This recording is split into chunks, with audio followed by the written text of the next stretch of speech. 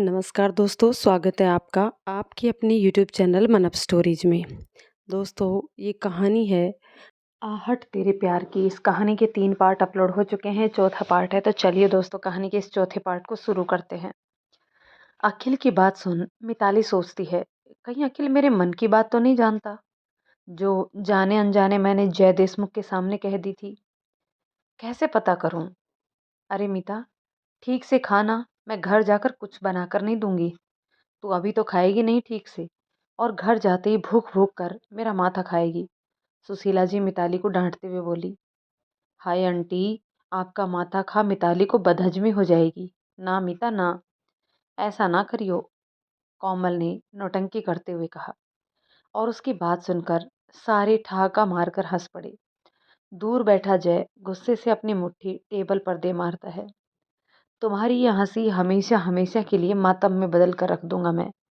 ये मेरा वादा है ये मेरा।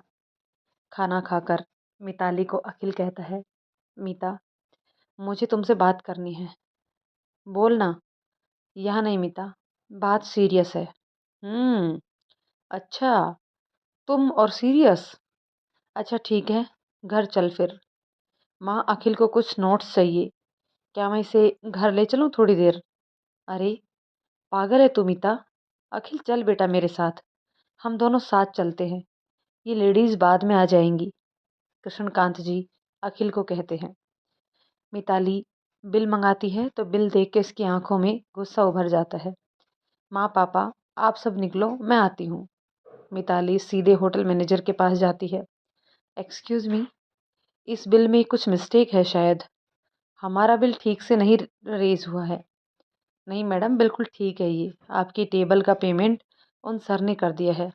मिताली पलट कर देखती है तो जय बैठा दिखाई देता है एक टेबल पर। Mister manager, did I ask you to accept payment on my behalf from someone else? No, ma'am, but he is owner of this hotel. So he said you and all are his guests. नहीं, मैं उस आदमी को जानती तक नहीं हूँ। अब बता रहे हो कितना पेमेंट करना है, या मैं बाहर डाइनिंग एरिया में जाकर सीन क्रिएट करूँ? बोलो। मीडिया को एक बार भनक लग गई तो तुम्हारे होटल की रेपुटेशन तो आगे आप खुद समझदार हो। बट मैम, मुझे सर ने ऑर्डर दिया है।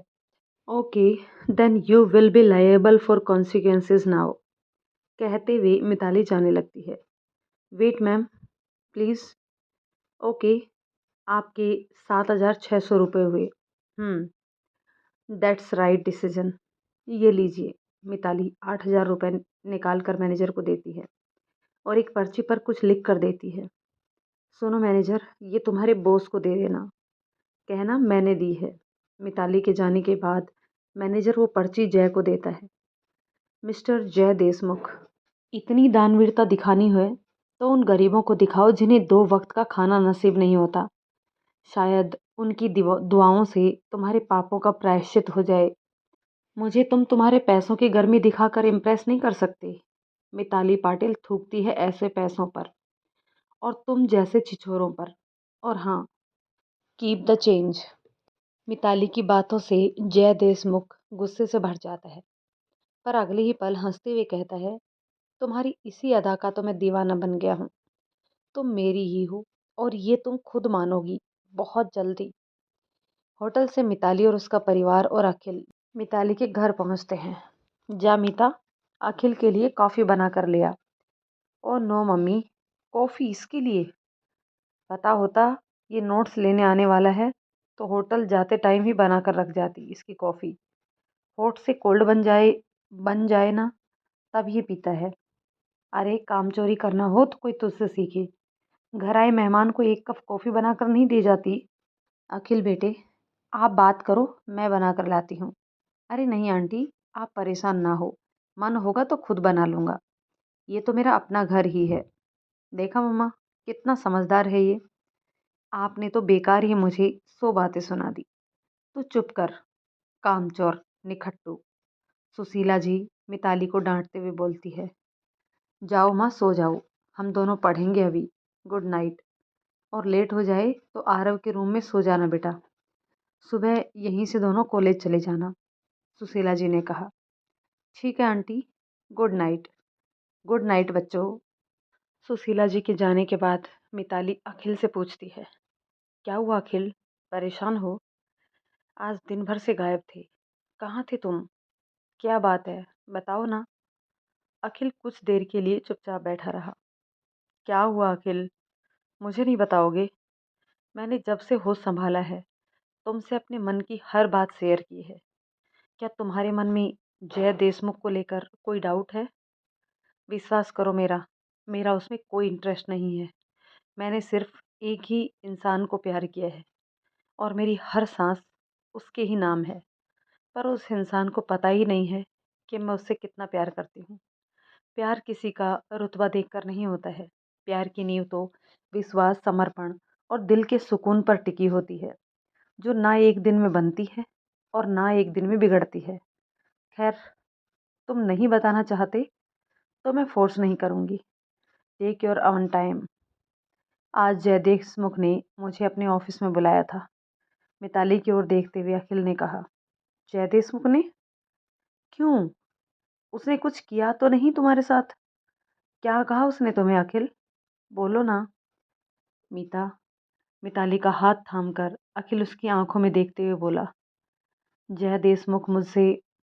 अरे, क्या मुझसे? बोलो, बेचैन होकर मिताली ने कहा। तुम्हें मांग रहा था। मिताली समझ गई कि जय देशमुख ने मिताली की कल लाइब्रेरी वाली बात अखिल को बता दी। मिताली अखिल की बात सुनकर शांत हो गई और नजरें झुका लेती है। मीता, मैं तुमसे सुनना चाहता हूँ जो मुझे जय ने कहा। बोलो मिताली। मिताली के कपोल शर्म से रक्तिम हो गए और वो अखिल का से हाथ छुड़ाने की कोशिश करती है तो अखिल उसका हाथ और कसकर पकड़ लेता है। दोनों की आंखों में एक दूसरे के लिए प्यार का अथाह सागर होता है। बिना कुछ कहे प्यार की स्वीकृति हो गई। मिताली और अखिल के बीच दोनों एक दूसरे की धड़कनों को साफ साफ सुन पा रहे थे। जाने कितनी देर दोनों ऐसे ही बैठे रहे। अचानक दोनों के मोबाइल पर मैसेज नोटिफिकेशन आता है और दोनों सुध में आते हैं। मैसेज कोमल का होता है। मेरे लव बर्ड्स, आज तो दोनों साथ हो। आज मौका है, मौका देखकर चौका मार ही लो। मैसेज पर दोनों एक साथ खिलखिलाकर हंस पड़ते हैं और तभी अखिल अपनी बाहें फैला देता है और मिताली बिना कुछ कहे खामोश से उसकी बाहों में समा जाती है। समय अपनी मंथर गति से चल रहा था। मिताली और अखिल दोनों अपने इस नए एहसासों के साथ उम्मीदों और सपनों के समंदर में हिलोरे ले रहे थे। पर कहते हैं ना अच्छा वक्त रह सकता है हमेशा के लिए, ना बुरा वक्त रहता है हमेशा के लिए। वक्त किसी भी स्वरूप में हो, गुजर ही जाता है। मिताली और अखिल की फाइनल परीक्षा नज़दीक आ चुकी थी। दोनों जी जान से पढ़ाई में जुटे थे। दोनों जय देशमुख को लगभग भूल चुके थे। पर क्या जय को भुलाना आसान था? जय देशमुख अजगर बन मिताली और अखिल की खुशियों को निगलने के लिए तैयार हो रहा था। जय ने अपने पैसों के बल पर मिताली के कॉलेज में बोर्ड ऑफ डायरेक्टर के हेड की पोजीशन हथिया ली थी और दूसरी तरफ अखिल के पिता की नौकरी अपनी सोर्सेस का इस्तेमाल कर छुड़वा दी। अखिल की ट्यूशन में इतनी इनकम नहीं होती थी कि वो कॉलेज की फीस भी भरता और घर खर्च भी चलाता। अखिल की लगभग 2 महीने की कॉलेज की फीस बाकी थी। मिताली ने अखिल की 1 महीने की कॉलेज की फीस भर दी थी बिना उसे बताए। पर एक दिन मिताली के पापा घर आने निकले थे ऑफिस से। रोंग साइड में आती हुई एक कार ने उन्हें टक्कर मार दी। सर में गहरी चोट आई उन्हें और हाथ और पैर में फ्रैक्चर हो गया था। मिताली के परिवार पर जो ऐसी मुसीबतों का पहाड़ टूट पड़ा हो। मिताली के पापा घर में अकेले कमाने वाले थे। उनके इलाज के लिए सारी सेविंग्स लग गई। करीब 1 महीने का वक्त गुजर गया कृष्णकांत जी को ठीक होते होते। इधर अखिल के पिता को कहीं और नौकरी न मिलने की वजह से अखिल के घर में तकलीफें दिन ब दिन बढ़ने लगी। अखिल हर तरह से मैनेज करने की कोशिश करता है। उसने काफ़ी जगहों पर पार्ट टाइम जॉब के लिए ट्राई किया पर नाकामी हाथ लगी। कहते हैं ना, तकलीफ अपने साथ अपने साथियों को भी लेकर आती है। ऐसा ही अखिल के साथ हुआ। घर की परेशानी से वो वैसे ही परेशान था कि एक दिन अखिल लाइब्रेरी में बैठा पढ़ रहा था कि उसको किसी ने पुकारा। कैसे हो अखिल? अखिल ने नज़र उठाकर देखा तो सामने जय देशमुख खड़ा था। कैसे हो अखिल? भूल तो नहीं गई हमें? बोलो तो याद दिला दें, हम कौन है? तुम? तुम्हें कैसे भूल सकता है कोई? हम भूलेंगे नहीं, भूलने देंगे भी नहीं। क्या बात है, इतनी डेडिकेशन के साथ पढ़ रहे हो। लगता है कि कॉलेज में टॉप करने का इरादा है। पर क्या टॉप करके भी तुम्हें नौकरी मिल पाएगी? तुम्हें इससे क्या? और तुम जैसा घटिया सोच वाला इंसान इस पवित्र जगह पर क्या कर रहा है? यह कर्मठ लोग अपना भविष्य बनाते हैं। तुम जैसे रईस-जादे का यहाँ कोई काम नहीं है। इसलिए बेहतर यही होगा कि निकल लो यहाँ से। अखिल की बात पूरी भी नहीं हुई थी कि इतने में सिन्हा मैम वहाँ आ जाती है। Oh! Jay sir, you are here. I have searched you in entire college. बाकी सारे डायरेक्टर्स आपका वेट कर रहे हैं। आप हमारे कॉलेज के बोर्ड ऑफ डायरेक्टर के हेड हो, इसलिए आपका होना मस्ट है आज की मीटिंग में। चलिए सर। जय देशमुख बोर्ड ऑफ डायरेक्टर के हेड, हमारे कॉलेज के? मन ही मन अखिल बुदबुदाता है। जय अखिल की तरफ गहरी नज़रों से देखता है और फिर सिन्हा मैम के साथ वहाँ से चला जाता है। अखिल सोचता है, ये ठीक नहीं हुआ। मुझे जल्द से जल्द मिताली को ये सब बताना होगा। पर इतने में ही पियोन आके अखिल को कहता है, अखिल, तुम्हें ऑफिस में बुलाया है। अखिल मन ही मन न जाने क्यों परेशान हो उठा। जय देशमुख का बोर्ड ऑफ डायरेक्टर के हेड की बनने की बात उसको कहीं ना कहीं अंदर तक डरा गई। डर उसे खुद के लिए नहीं था, पर मिताली के लिए था। प्यार इंसान को कभी कभी कमज़ोर बना देता है। कमज़ोर उसके लिए जिसे हम प्यार करते हैं। खुद को चाहे कुछ भी हो जाए, पर अपने प्यार की सुरक्षा के लिए कुछ भी कर गुजरने के लिए तैयार हो जाते हैं। ऐसा ही कुछ असिल अखिल सोच रहा था। मिताली का नाम भी लिया जय देशमुख ने, तो वो कुछ भी कर गुजरेगा। अपनी सोच में उलझा अखिल सिन्हा मैम के केबिन तक आ गया। मे आई कम इन? यस अखिल, कम इन। हम आपका ही वेट कर रहे हैं। तुम? सामने जय देशमुख खड़ा था। क्यों बुलाया है तुमने मुझे? पता होता तुमने बुलाया है तो कभी ना आता। और वैसे भी तुम जैसे इंसान से बात करने में खुद की तौहीन समझता हूँ मैं। तुम गलत कर रहे हो अखिल। मत भूलो, अब हम तुम्हारे इस कॉलेज की बोर्ड ऑफ डायरेक्टर के हेड हैं। हम चाहे तो तुम्हें इस कॉलेज से निकाल सकते हैं, अभी के अभी। और तुमसे उम्मीद ही क्या है? जय की नज़रों से नज़रें डाले अखिल ने कहा। पर आज कुछ अटकते हुए जय देशमुख ने कहा, आज हम तुमसे माफ़ी मांगना चाहते हैं। माफ़ी? इतना सुनकर चौंक उठा अखिल। बैठ जाओ अखिल, जय ने कहा। हाँ अखिल, माफ़ी। जो हमने किया उसके लिए माफ़ी। हम समझ ही नहीं पाए कि प्यार ना खरीदा जा सकता है और ना ही छीना जा सकता है। हमें लगा पैसे से कुछ भी पा सकते हैं हम, पर हम गलत थे, बहुत गलत। अखिल, हमें माफ़ कर दो। हाँ, ये सच है, हम मिताली को प्यार करते हैं। प्यार के बदले प्यार मिले ज़रूरी तो नहीं। और हमें ये कहने में ज़रा भी हिचक नहीं है कि अगर कोई मिताली को खुश रख सकता है तो वो तुम ही हो। हम जानते हैं हम माफ़ करने लायक इंसान नहीं हैं, पर आज एक याचक की तरह तुमसे याचना कर रहे हैं। हमें माफ़ कर दो। माफ़ कर दो अखिल, हमें। और तुम्हें लगता है कि मैं तुम्हारे इस नाटक से पिघल जाऊंगा? जय देशमुख, तुम्हारे बारे में सब जानता हूँ मैं। तुम्हारे इरादे क्या हैं? तुम्हारी आंखों का वहसीपन मुझसे नहीं छुपा है। तुम मिताली को पाने के लिए किसी भी हद तक जा सकते हो। तुम जिसे वहसीपन कह रहे हो वो प्यार का पागलपन है। मिताली मेरे दिल में बसी हुई प्रेम की मूरत है, पर मैं उस मूर्ति का पुजारी नहीं हूँ, क्योंकि मेरी भक्ति में स्वार्थ था। तुम ही बताओ, इन 3 महीनों में हमने मिताली से मिलना तो दूर, बात तक करने की कोशिश की है। अखिल, हम जानते हैं तुम हम पर भरोसा नहीं कर सकोगे, पर ये बताओ, क्या करें ऐसा जो तुम हम पर भरोसा करो? हम सच्चे दिल से तुमसे माफ़ी मांग रहे हैं। हम अपनी ही नज़रों में गिर गए हैं। ना जी पा रहे हैं, ना मर पा रहे हैं। हम हाथ जोड़कर माफ़ी मांग रहे हैं। माफ़ कर दो हमें। लो, हम तुम्हारे पैर छूकर माफ़ी मांगते हैं। कहते कहते जय अखिल की ओर झुकता है। अरे, ये क्या कर रहे हैं आप? माफ़ी देने वाला मैं कौन हूँ सर? आपको अपनी गलती समझ में आ गई, वही काफ़ी है। आप अगर सचमुच में ही माफ़ी मांग रहे हैं ना, तो मिताली से मांगे। और रहा सवाल प्यार का, तो मिताली है ही ऐसी कि उसके प्यार में कोई भी पागल हो जाए। मुझे आपसे कोई शिकायत नहीं है, सही नहीं रही सर। गहरी सांस लेते हुए जय ने कहा, सच कह रहे हो तुम। हम मिताली से माफ़ी मांगेंगे, पर वो हमारी बात सुनना तो दूर, हमसे मिलेगी भी नहीं। हम हमने किया ही इतना बुरा है उनके साथ।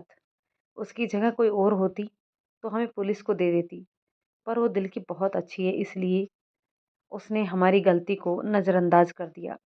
हम मिताली के शुक्रगुजार हैं। पर अखिल, हम तुमसे एक विनती करते हैं। तुम इजाज़त दो तो कहें। जी सर, कहिए। हमें पता है मिताली हमसे नफ़रत करती है। हम तुमसे गुजारिश करते हैं कि तुम मिताली को ना बताओ कि हम इस कॉलेज के बोर्ड ऑफ डायरेक्टर के हेड हैं। हम नहीं चाहते कि उसका ध्यान पढ़ाई से हटे रति भर भी। तुम भी उसे डिस्टर्ब नहीं करना चाहोगे ना? तुम्हारे और हमारे बीच हुई इन बातों को तुम्हारे तक ही रख लो कुछ दिनों तक। तुम्हारे इम्तिहान के बाद हम खुद मिताली से माफ़ी मांग लेंगे। बोलो अखिल, क्या हम गलत कह रहे हैं?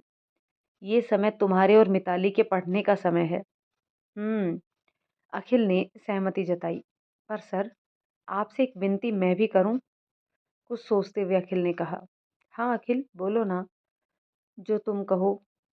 सर, आप मिताली के सामने नहीं आएंगे कुछ दिनों तक। फिर मैं उसे समझा दूंगा और हमारे बीच हुई ये सब बातें बता दूंगा। मुझे पूरा विश्वास है मिताली ज़रूर समझ जाएगी। वो मेरी बात पर पूरा भरोसा करती है। हाँ अखिल, ये हम जानते हैं। मिताली तुम पर भरोसा करती है और इसी भरोसे पर हमें भरोसा है। तुमने हमें माफ़ करके हम पर कितना बड़ा एहसान किया है, हम बता नहीं सकते। आज तुमने हमें खरीद लिया अखिल। तुम्हारे व्यवहार ने हमें खरीद लिया। हमारी तरफ से एक छोटी सी भेंट स्वीकार करोगे? अखिल, हमने कॉलेज का फ़ीस रजिस्टर देखा था। उस दिन हमें पता चला तुम्हारी 4 महीने की फ़ीस बाकी है। सिन्हा मैडम ने बताया कि अचानक तुम्हारे पिताजी की नौकरी छूट गई है। तुम कितनी मुश्किलें झेल रहे हो, हम समझ गए हैं। हम एक दोस्त और बड़े भाई की हैसियत से तुमसे कह रहे हैं। सवालिया नज़रों से अखिल जय देशमुख की ओर देखता है। ये 2 लाख रुपए हैं।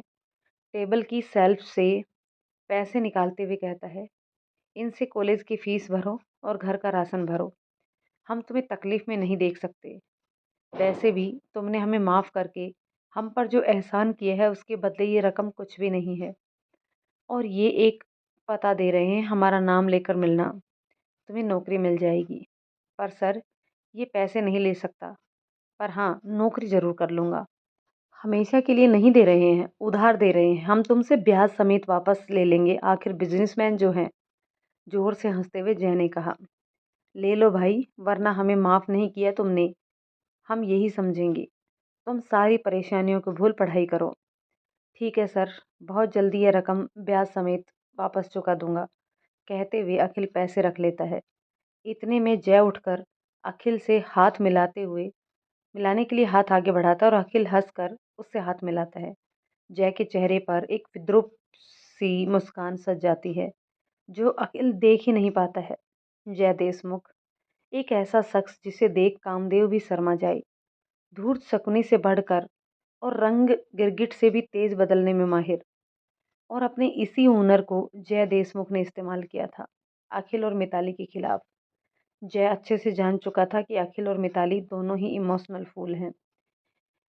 अपने इमोशंस को हथियार बनाकर जय देशमुख ने अखिल को काफ़ी हद तक अपने फेवर में कर लिया था। और अखिल बेचारा ये समझ रहा था कि जय को उसके किए पर अफसोस है।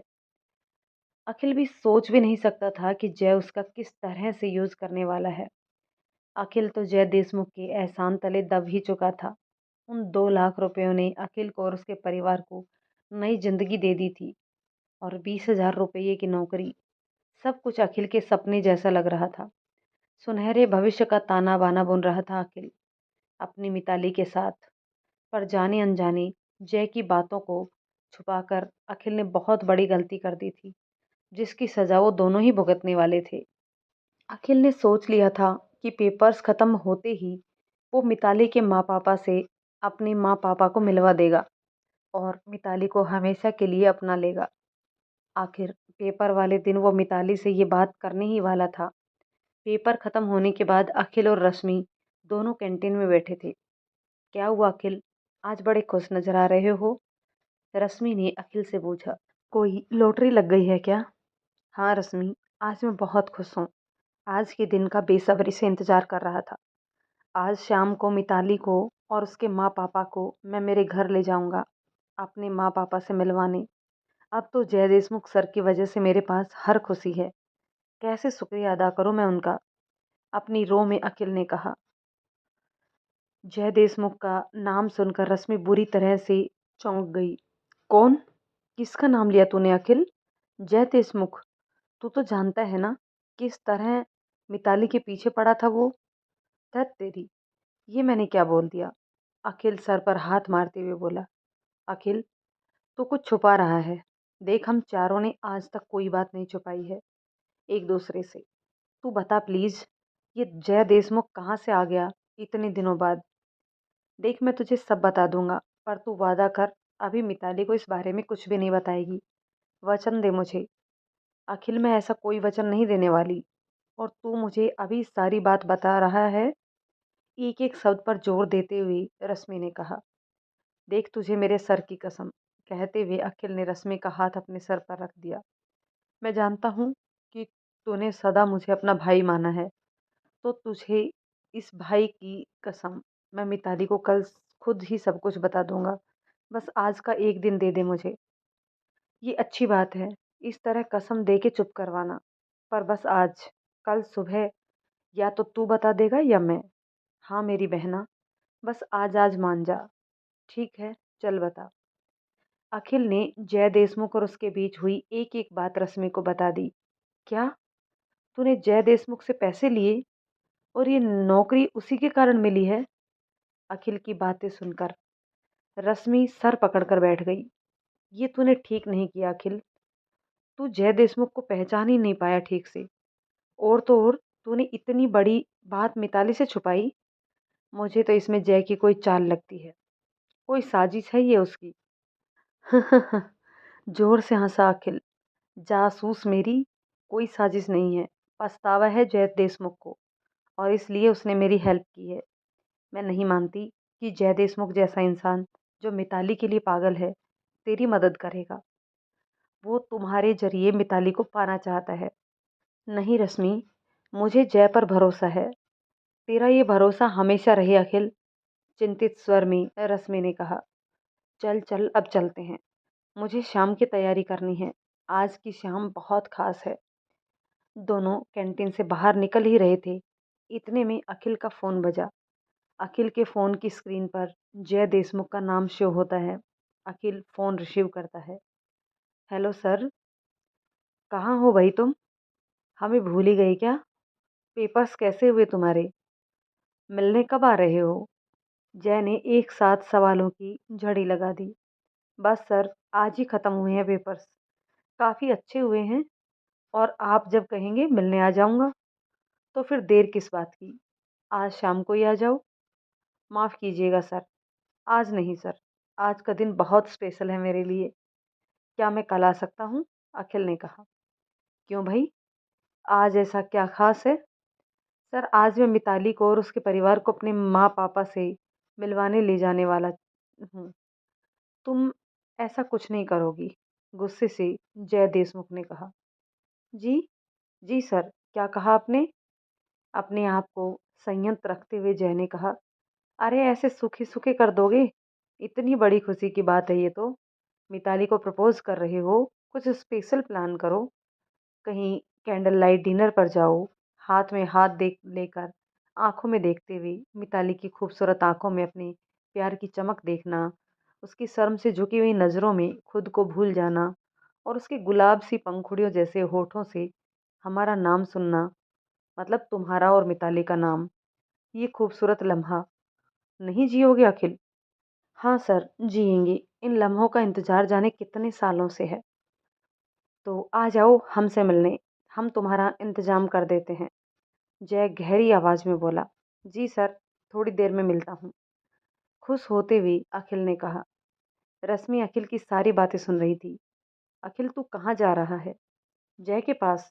क्यों? तू क्यों नहीं समझ रहा है, ये जय देशमुख कमीना है। उसका कमीनापन किसी भी हद तक जा सकता है। मत जा मेरे भाई उसके पास। हाथ जोड़ती हूँ मैं तेरे। अरे मेरी पगली बहना, मैं बस यूं गया और यूं आया। बस मुझे दिया हुआ वचन निभाना। मैं जब लौट कर आऊँगा तब मिताली को सब कुछ बता दूंगा। दूर जाते जाते अखिल ने कहा। मिताली को ज़िंदगी की सारी खुशियाँ देनी है मुझे। आज से मिताली का हर पल हर दिन खास होगा, ये वादा है। जाते जाते अखिल की आवाज़ हवा में गुम हो जाती है। रश्मि न जाने क्यों अखिल को जाता देख रो पड़ती है। उधर जय देशमुख अपने ऑफिस के एक सीक्रेट चैम्बर में जाता है। वहाँ मिताली की तस्वीरें होती हैं। देख रही हो मीता, उसकी हिम्मत। आज उसके होठों पर तुम्हारा नाम आखिरी बार आएगा, बस आखिरी बार। इतने में जय के फ़ोन पर किसी का मैसेज आता है और जय ज़ोर से हंसने लगता है। एक दिल दहला देने वाली हंसी। दोस्तों, कहानी के इस पार्ट को यहीं रोकते हैं। मिलते हैं कहानी के नेक्स्ट पार्ट में। तब तक ये कहानी आपको कैसी लग रही है, कमेंट करके ज़रूर बताइएगा। यदि कहानी पसंद आती है तो इसे लाइक शेयर कर दीजिए, और यदि चैनल पर नए हैं तो प्लीज़ चैनल को सब्सक्राइब ज़रूर कर लीजिए। तो चलिए दोस्तों, मिलते हैं कहानी के नेक्स्ट पार्ट में। तब तक के लिए शुक्रिया।